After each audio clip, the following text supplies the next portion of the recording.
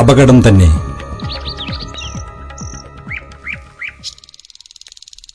കുടിച്ചും വലിച്ചും ഇങ്ങനെ ജോളിയായിട്ട് നടക്കുമ്പോ നല്ല രസാ.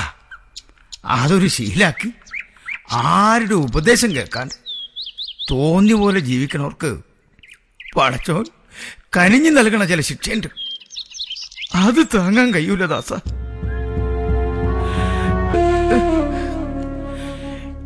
ഈ ശബ്ദം പറഞ്ഞ സ്ഥലത്ത് തന്നെയാ പടച്ചോൻ പണി തന്നത്.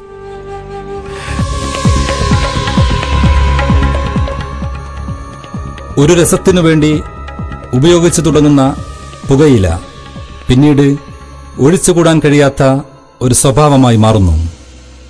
ശ്വാസകോശാർബുദം, ഹൃദ്രോഗങ്ങൾ, പക്ഷാഘാതം, ആമാശയ കുടൽവ്രണം, ഗർഭധാരണ ശേഷിക്കുറവ്, ഗർഭമലസൽ, ചാപിള്ളു പിറക്കൽ തുടങ്ങി പുകയില ഉപയോഗത്തിന്റെ പരിണത ഫലങ്ങൾ അനേകമാണ്.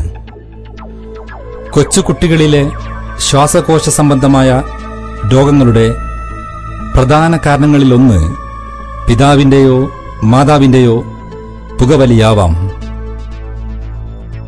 പുകവലിക്കുന്നവരുമായി സഹവസിക്കുന്നവർക്ക് രോഗസാധ്യത വളരെ കൂടുതലാണ്.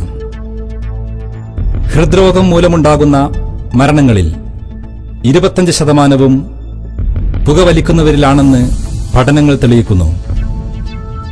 പുകവലിക്കുന്നവരിൽ ശ്വാസകോശ രോഗമായ ബ്രോങ്കൈറ്റിസിനുള്ള സാധ്യത വളരെ കൂടുതൽ വർദ്ധിക്കുന്നു. ഗർഭഛിദ്രത്തിനും ശിശുമരണത്തിനും അമിതമായ പുകവലി കാരണമായേക്കാം. കുട്ടികളും സ്ത്രീകളും പാസീവ് സ്മോക്കിന്റെ ഇരകളാണ്. സിഗരറ്റും വലിച്ചിട്ട് കുട്ടിയുടെ ചുണ്ട് തന്നെ ഉമ്മ കൊടുക്കും. എത്ര പറഞ്ഞാലും ദാസന്റെ തലയിൽ കയറില്ല. എത്ര നാളായിട്ട് ഇങ്ങനെ ചുമക്കണു. അതിന് ഡോക്ടറെ കാണുന്നില്ല അച്ഛനും മോക്കും. ആസ്മ, ന്യൂമോണിയ, ഹൃദ്രോഗം, കുട്ടികളിലെ ബുദ്ധിമാന്ദ്യത എന്നിവയും ഇവയുടെ തിക്തഫലങ്ങളത്രേ. മിസ്റ്റർ ദാസൻ, പുകവലി നിർത്താനുള്ള വല്ല പരിപാടിയുണ്ടോ മനസ്സില്? കുറേശ്ശെ അങ്ങനെ ഒരു നിർത്തലില്ല.